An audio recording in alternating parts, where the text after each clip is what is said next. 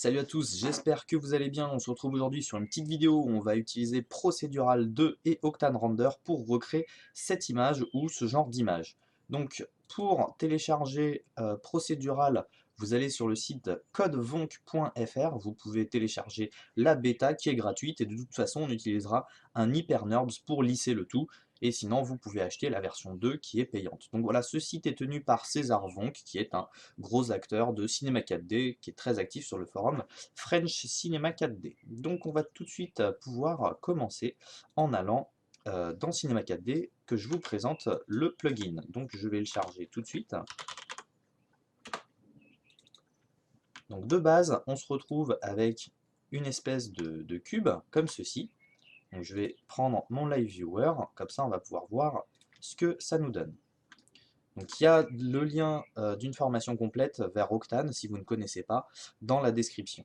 Donc le plugin procédural fonctionne avec des informations de noir et de blanc pour créer ces espèces de trous dans mon mesh. Je peux changer la taille de mon mesh en haut, je peux décaler le bruit, je peux changer l'échelle de ce bruit pour générer diverses formes, je peux régler la subdivision dans la vue et dans le rendu, donc plus je vais être bas, plus je vais avoir un haut niveau de subdivision. Je peux animer le tout donc avec des paramètres d'animation de bruit. Gérer la luminosité de mon bruit, par exemple pour gérer une apparition. Je peux inverser les valeurs de noir et de blanc. Gérer les bordures. Retirer mon lissage de fond sur les bordures. J'ai ici des paramètres d'ajustement et de gonflement, donc qui ne sont pas très visibles mais qui vont servir lorsqu'on a un mesh plutôt complexe pour générer des ajustements. On a lissé, qui comme son nom l'indique sert à lisser le tout. Le nombre d'itérations, donc plus je vais être bas, plus ça va être entre guillemets vulgaire, mais attention, il faut veiller à trouver le bon chiffre.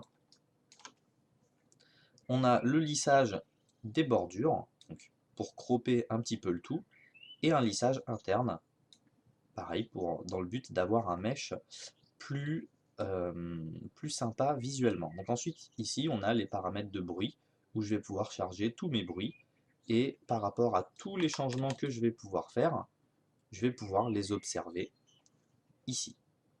Donc vous l'avez compris, Procédural est un petit plugin plutôt sympa, et ce qui est cool, c'est qu'il fonctionne donc, avec les objets qu'on peut trouver ici, et certains objets, OBJ. Donc je vais prendre ma sphère, et je vais la faire glisser dans mon procédural. Automatiquement, on voit qu'il m'applique les paramètres de procédural à ma sphère. Sphère que je vais mettre sur le sol. Pour bien repartir, je vais recharger un procédural pour qu'on reparte de 0. Hop, le drop it. Normalement, je crois qu'il n'y a pas besoin de faire de drop it. Et je mets ma sphère dedans. Donc je vais cliquer ici pour avoir accès à tous mes paramètres. Et je vais commencer à jouer avec le tout. Donc, je vais tout de suite aller dans mon bruit, réduire l'échelle globale à 100 et l'échelle relative à 10 partout. Je commence ici à avoir un look qui ressemble un petit peu plus à ce que j'avais tout à l'heure. Je vais donc regarder les différents bruits qu'il y a jusqu'à en trouver un que je pense être sympa.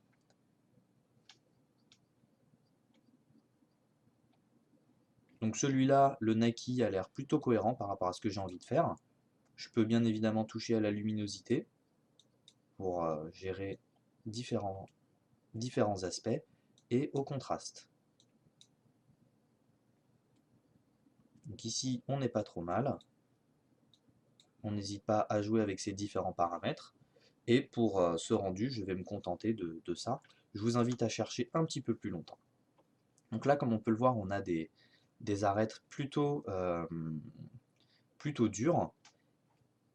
Donc c'est pour ça qu'on va transformer ce procédural en un objet, en faisant un clic droit et convertir en objet. Et du coup, on va pouvoir lisser le tout. Donc là, je vais supprimer mon procédural et je récupère ici un polygone. Donc c'est pour ça que si vous avez téléchargé que la bêta, vous pouvez quand même suivre. Donc là, je vais mettre mon polygone dans une surface de subdivision. Et là, hop, ça nous lisse le tout. Donc, on attend qu'il en mette le mesh à jour. Et je vais pouvoir, par exemple, commencer à toucher à mes paramètres. Donc je vais me prendre le mode Pace Tracing en mettant le max sample à 2048, diffuse depth à... on n'utilisera pas de diffuse, mais je vais le mettre à 5, specular depth à 8, caustic blur à 0.3, GI clamp à 0.8, coherent ratio à 0.4. Voilà. Et donc maintenant, je vais pouvoir par exemple charger une HDR ici pour éclairer ma scène. Donc je vais prendre un canyon, mais vous pouvez prendre n'importe quelle image. Il faut savoir que pour ce rendu-là, j'ai pris une autre image. Vous voyez que j'avais pris un autre bruit aussi. Voilà, donc je retourne dans mon Live Viewer, et on voit un petit peu l'influence de mon HDR dessus. Donc, cette HDR, je vais la masquer pour l'instant. On reviendra peut-être tout à l'heure dessus. J'active l'Alpha Channel, et je vais créer un petit studio. Donc, ce que je vais faire, c'est que je vais charger un plan, que je vais élargir comme ceci. Je vais réduire les segments en hauteur et en largeur à 1 et 1, le passer en éditable, me mettre en mode arrête, je maintiens CTRL enfoncé avec cette arrête et j'extrude cette arrête. En sélectionnant cette arrête, je viens prendre mon biseau, donc biseau, et je crée un petit biseautage.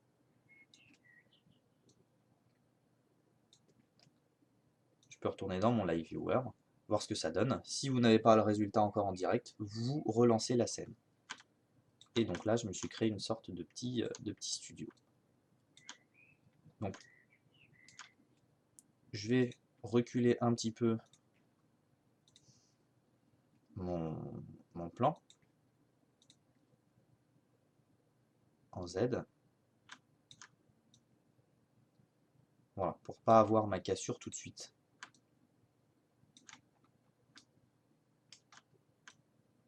Voilà, puis rien ne m'empêche de grossir sa taille pour correspondre aux bordures. Voilà, donc là on n'est pas trop mal. Donc là, bon, j'ai pas hyper bien forcément géré la transition. On aurait pu faire un bisou un petit peu plus gros, mais bon, c'est pas hyper important. Donc ce qu'on va voir maintenant, ça va être un éclairage avec des Octane Area Light. Donc je prends mon Area Light et je vais en mettre une au-dessus pour éclairer le tout.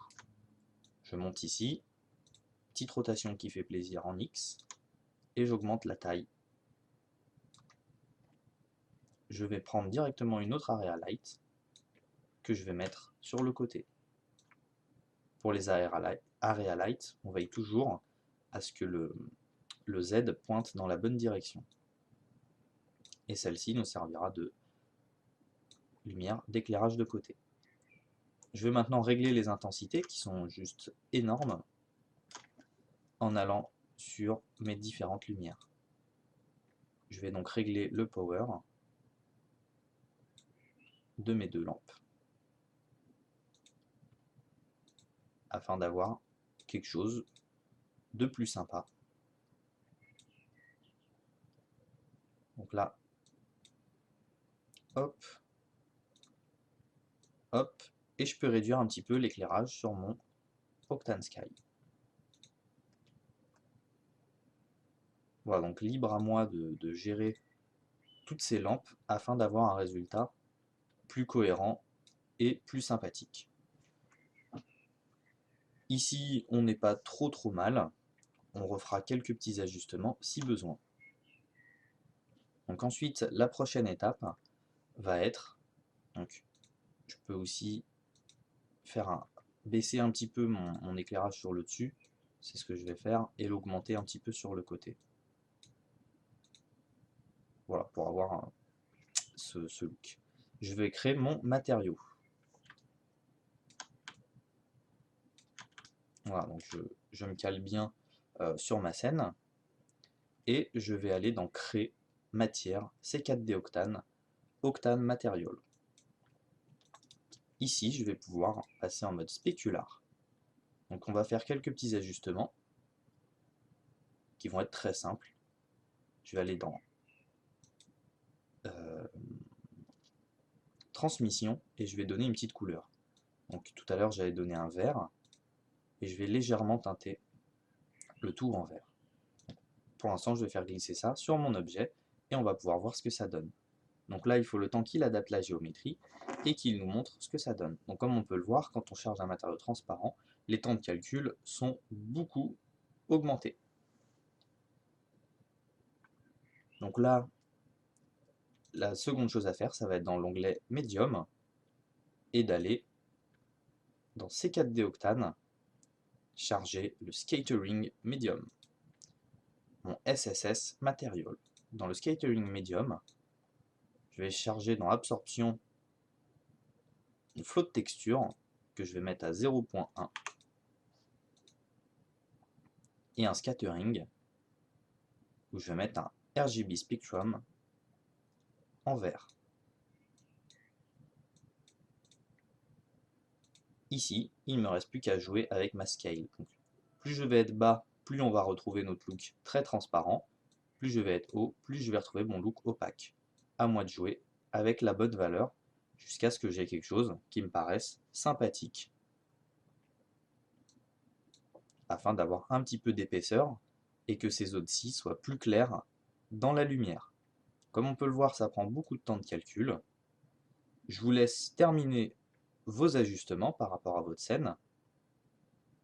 Et ensuite, on va pouvoir passer à la pré-composition une fois qu'on aura fait les rendus.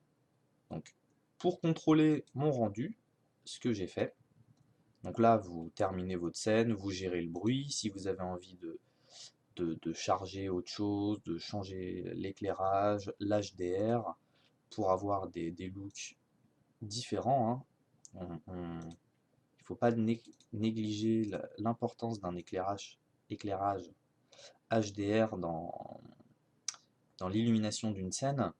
C'est vrai que ça change complètement ce à quoi ça va ressembler. Ce que je vais faire, c'est que je vais prendre mes multipasses. Donc je vais aller dans Octane Render, je choisis ma résolution, et dans Octane Render, je vais aller dans Render Paces, et ici, je vais choisir un format, donc le PSD. Je choisis mon chemin, donc choisissez votre chemin. Et dans Beauty Pace, donc au lieu de toutes les cocher, je vais juste cocher SSS. Ensuite, dans Info Pass, je vais prendre AO, occlusion ambiante.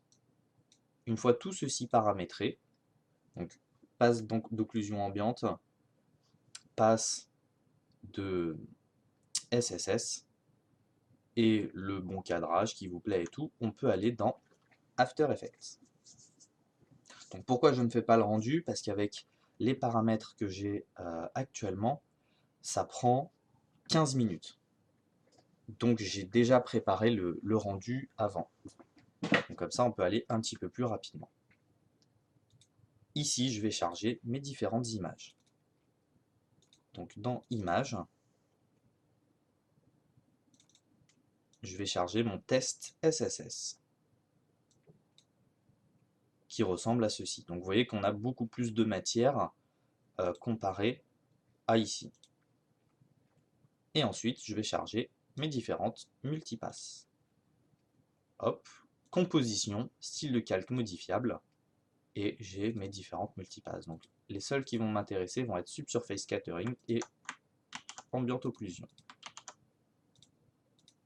L'occlusion ambiante qui est très forte, je vais la recomposer par-dessus et la mettre à 40% pour récupérer des zones bien noires pour m'approcher de ce rendu-là. Je vais ensuite aller dans le Subsurface Scattering, qui est très léger, et du coup venir lui appliquer une exposition. Puisque je n'avais pas forcément paramétré ça très bien, je rajoute une exposition pour récupérer le tout. Je peux ensuite du coup faire un mode écran et récupérer mon scattering, sur lequel je peux aussi par exemple appliquer une lueur diffuse.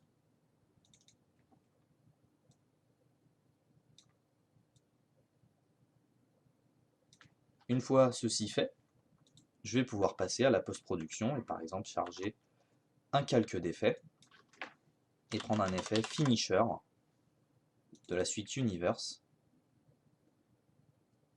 pour rendre le tout un peu plus abrupt.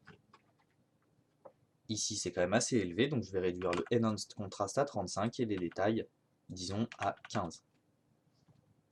Et ensuite, tout simplement, je peux charger un Magic Bullet Looks.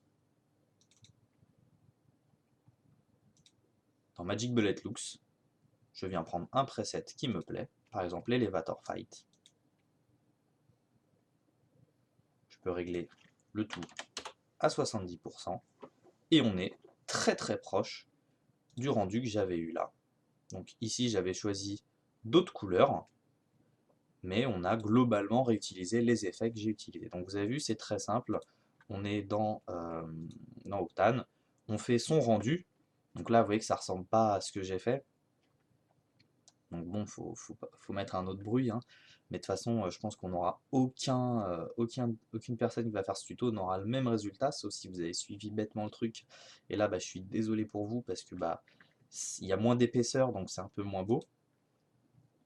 Et ensuite, bah voilà, vous ajoutez 3-4 effets pour renforcer les zones de noir et refaire sortir votre SSS, donc qu'on peut quand même remarquer ici. Voilà, j'espère que bien, ce tuto vous a appris quelques petits trucs, notamment vous a fait découvrir le plugin procédural, une petite introduction à Octane, et vous a permis d'avoir un rendu plutôt sympa. Voilà, donc bah, n'hésitez pas à poster vos rendus dans le groupe Motion Designers Community, donc qui est un groupe Facebook où chacun peut poster ses rendus qui peuvent être ensuite repostés sur l'Instagram officiel Motion Designers Community, sur lequel je poste des rendus de tous les gens qui font partie du groupe. Donc il y a énormément de francophones, il y a beaucoup de niveaux, il y a beaucoup d'artistes, voilà, il y en a qui font du motion design, du low poly, il y en a d'autres qui font de la modélisation, de l'archi. Donc ça c'est très sympa. Donc allez partager vos images ici, ça nous fera très plaisir. Vous pouvez aussi rejoindre la page Sylvain Favre et Maxime Macquart si ça vous chante. Et puis n'hésitez pas à aller voir le hashtag OctaneRender pour voir bah, par exemple tous les rendus qui peuvent se faire. Il y a beaucoup d'inspiration qu'on peut trouver ici. Et puis quand on commence à bosser un petit peu, on peut retrouver, comment dire, d'où viennent certaines images et tout ça, c'est assez sympathique. Voilà, j'espère que bah, vous allez faire des super rendus avec Procédural. Et puis, on se retrouve très bientôt. Ciao!